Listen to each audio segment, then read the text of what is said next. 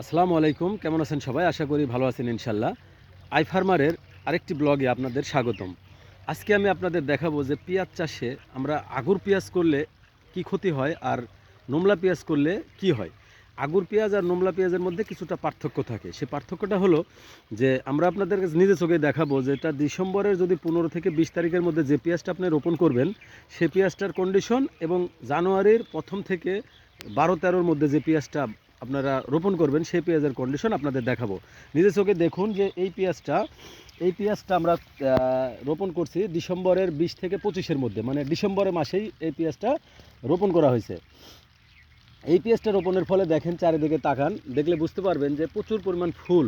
এটাকে আমরা যে মুড়ি কাটা যে ফুলগুলা পেঁয়াজটা লাগাই আমরা, যেটা এলাকা ভেদে কোনো এলাকায় লাইলি পেঁয়াজ, কোনো এলাকায় ঢেমনা পেঁয়াজ বলে, আমাদের এলাকায় ঢেমনা বলে। আর এটা হলো আলের পেঁয়াজ। এই আলের পেঁয়াজের যে আপনি দেখেন ফুলগুলা প্রচুর পরিমাণ ফুল, এটা কিন্তু ডিসেম্বরে রোপণ করা হয়েছে, যার কারণে এত ফুল। এই ফুল যদি বেশি হয় তাহলে এই ফুলের যে পেঁয়াজটা তৈরি হয় এই পেঁয়াজের দামটা অনেকটা কম হয়। তার মানে এই পেঁয়াজটা জ্যাট, এক ধরনের আমরা জ্যাট বলি।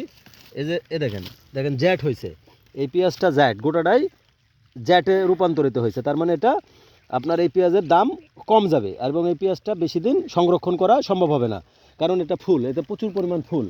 এটা যদি আপনার উৎপাদনে অনেক সময় বেশি হলেও এই ফুলের কারণে আপনার ফলনটা অনেক কম হয় এবং দামটাও অনেক কম পাওয়া যায়। পক্ষান্তরে আমার পাশে আরেকটা পেঁয়াজ আছে, দেখেন এই পেঁয়াজটা দেখেন, এই পেঁয়াজটা কিন্তু জানুয়ারির 10 থেকে 12 তারিখ বা 15 তারিখের মধ্যে লাগানো হয়েছে। এই পেঁয়াজের ফলন কিন্তু ভালো হয়েছে, খুব একটা খারাপ হয়নি। যে এটা কিন্তু জানুয়ারির মাসে লাগানো। এখন আমি আপনাদের দেখাই, এটা কিন্তু জানুয়ারি মাসে লাগানো, জানুয়ারি মাসে 10 থেকে 12 তারিখের মধ্যে লাগানো। এটাতে কিন্তু দেখেন চারিদিকে তাকান, একটাও ফুল নাই।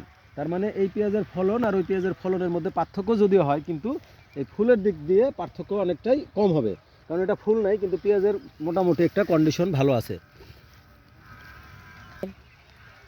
তার মানে এই তার মানে আমি বলতে চাচ্ছি যে ওই পেঁয়াজ ওটা ক্যামেরা একটু দেখাও, ওই পেঁয়াজ আর এই পেঁয়াজের মধ্যে দেখেন তাকালে বুঝতে পারবেন যে দুইটা একই জায়গায় জমি। ওটাতে প্রচুর পরিমাণ ফুল আর এটাতে ফুল মেলা কম নাই, দুই একটা বাড়াইছে হয়তো বা, কিন্তু বাড়াবেও না। কিন্তু এই পেঁয়াজটা এতে আপনার সংরক্ষণও বেশি করতে পারবেন, অনেক দিন যাবত একে সংরক্ষণ করতে পারবেন এবং এটা সংরক্ষণও থাকবে, কিন্তু ওই ফুলওয়ালা পেঁয়াজটা বেশি দিন সংরক্ষণ থাকবে না। ধন্যবাদ সবাইকে।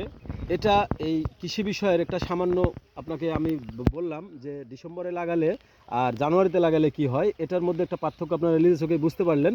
যদি পরবর্তীতে আরও কোনো আপনাদের এর থেকেও যদি কোনো ভালো পরামর্শ থাকে অবশ্যই কমেন্টে জানিয়ে দিবেন।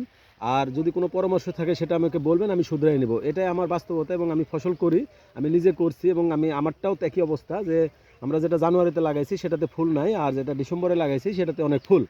ধন্যবাদ সবাইকে, ভালো থাকবেন, সুস্থ থাকবেন। আর যদি আমার পেজটি ফলো না করে থাকেন তাহলে অবশ্যই ফলো করে দিবেন, লাইক শেয়ার কমেন্ট করতে অবশ্যই ভুলবেন না। আল্লাহ হাফেজ।